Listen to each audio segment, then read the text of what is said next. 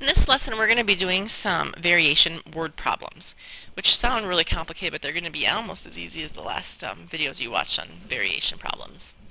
This one says the amount of a person's paycheck P is directly proportional to the number of hours worked H. So for our, it's directly proportional. They tell us that in the problem, directly proportional. So we know we're using y equals kx for directly. Except they don't say y first, they say amount of a person's paycheck P. So there's P is directly proportional, so that's my k, to the number of hours worked H. They're calling the number of hours worked H. They're defining those variables for us. So for working 17 hours, they're giving us H, right? The amount of pay is $90.10. Find the pay for 25 hours of work. So really we have to find out how much they make per hour, don't we? So we're going to divide by 17 here. And I find my k, which happens to be how much they make per hour, to be $5.30. So $5.30. Not great money, right? So their equation for their job is P equals 530 times H, number of hours worked. So it says how much do they make for 25 hours worked? We plug that in for H. And if you work 25 hours, you would make $132.50. Below minimum wage, not a great income, but maybe babysitting money or something, you could do that. Okay, so there's an example of a directly proportional. This one says the price per person of renting a bus varies inversely. So I hear the word inversely, I know I'm using this equation. Inversely with the number of people renting the bus. They don't define the variable, so we can choose to do that. The price per person of renting the bus, so price per person, let's just call that P. So money per person to rent. And then, so that varies inversely, so P varies inversely with number of people renting the bus. So can we call that N? Number of people renting bus. Let's define those variables. So it says it costs $13 per person if 66 people rent the bus. So $13 would be our price per person if 66 people rent the bus. So by solving for k here, we're finding out how much it costs just to rent the bus. So when we take 66 times 13, we find k to be $858. So just to rent this bus, it's $858.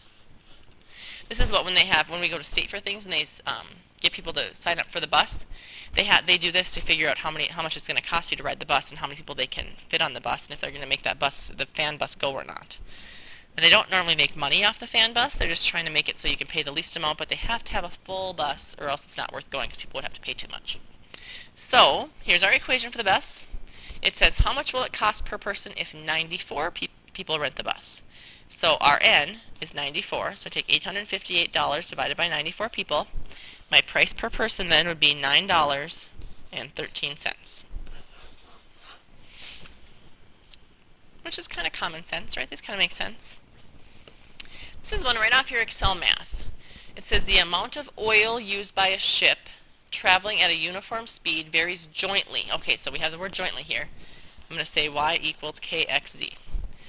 With the distance and the square of the speed. So it looks like our variables here, amount of oil, let's call that O, varies jointly with the distance, so there's a variable, distance, and the square of the speed. Here's where they'd mess you up if you didn't do this example. It'd be speed squared. That's what that means. So our equation is O equals K times the distance times speed squared. If the ship uses 400 barrels of oil, so let's plug in 400, traveling 500 miles, that'd be our distance, at 40 miles per hour, so that's our speed, right? So I'm going to square that 40. Determine how many blah blah blah. So let's find k here. When I square the 40, I would get 500 times 1600. And when I do that, on my calculator, it's going to come out to be a really, really tiny answer. So I'm going to go ahead and first you'd punch in 40 squared. So you see you have the 1600. Then take that times 500, and you get 800. Well, let's go here. 400 equals 800, 1, 2, 3. Now, pay attention to what happens here. When I divide both sides by this 800,000, I get 400 divided by 800,000 on my calculator.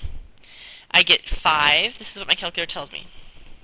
5, and then I have an e negative 4. So I have to know that scientific notation is telling me that that number is 0.0005. So there's my k value. So O equals 0.0005 ds squared. So there's what I'm using. Now it says, determine how many barrels of oil are used when the ship travels 400 miles at 20 miles per hour.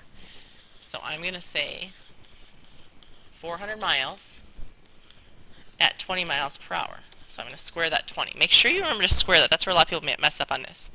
So I take 20 squared, which is 400, times 400, which is 160,000, and then I take that times my 0.0005.